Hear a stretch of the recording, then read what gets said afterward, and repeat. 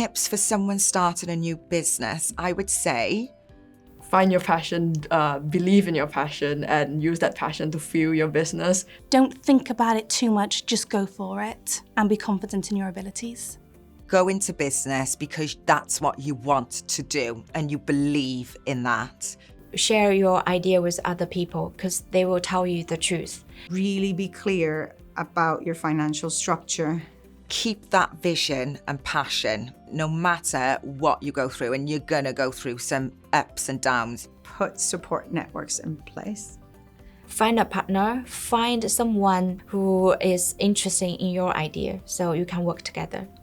The third one is just don't forget yourself. Keep that balance, enjoy life, and don't make your life all about business.